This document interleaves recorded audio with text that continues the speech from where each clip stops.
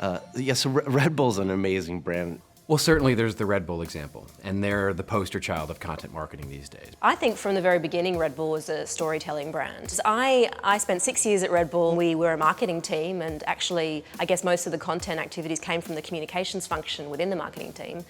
We used content as a tool to tell our stories and to show people the amazing things that we were doing and the great athletes we worked with. A lot of the things that we did at Red Bull were in the action sports realm, so they were super visual and spectacular, and it just made sense to capture that and share that with the world. Perhaps a little arrogantly, we felt that the mainstream media weren't particularly good at filming and photographing the kind of sports and things that we were involved in, so we took ownership of that. At Red Bull, we were always told to focus on the audience and what was important to them and what made them passionate about their scene, about their sport, about their favourite athletes, and really think about them as individuals and not really worry too much about how they all crossed over. So I think that sort of single-mindedness and focus on quite a few audiences was one of the things that put us ahead, that we were able to say, what would a BMXer think is awesome about this BMX event, rather than trying to think about what would a youth aged 16 to 22 think about this BMXer event. They target people through their passions, whether it's music or sport or culture. These areas have rules, they have stories, they have stars, and Red Bull pays a huge amount of respect to those scenes and those audiences, and they don't treat them like demographics, they treat them like the passionate people that they are, and they give them what they want.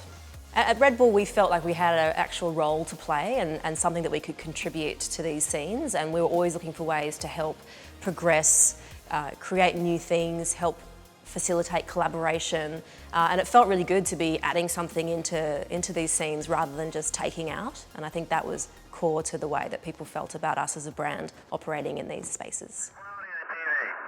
Oh, it's beautiful, Mike, really. For a brand like Red Bull that had done so many big things before, Stratos was like on a whole new different level for the brand. Whilst the goal of the project wasn't marketing ROI, actually the goal of the project was to facilitate high altitude egress from spacecraft, believe it or not, and we wanted it to be the biggest thing in the world on that day. Two things that probably weren't that obvious from the outside was that we wanted to position it as a scientific project. The other thing that probably nobody noticed was it was meant to be a 6-month live project. Obviously it took years to come together. So as a communications team, our challenge was, how do we keep this story interesting? So we actually treated it like a movie. We developed a story arc from launch to mission. We highlighted all the things that might keep people interested: risk, danger, the scientific and engineering qualities, and we worked out a plan to tell that story over a long period of time. When I started at Red Bull, there was a huge amount of scope and free range. We were, in each of the markets, absolutely entitled to do whatever we wanted to do, of course with a huge commitment to quality. As the Red Bull Media House took shape, the whole company began to professionalise its media operations, from legals and contracts and licensing through to production quality, frame rates and delivery. So there was a massive undertaking to get ready to become a global media company rather than a brand that was producing a lot of great content.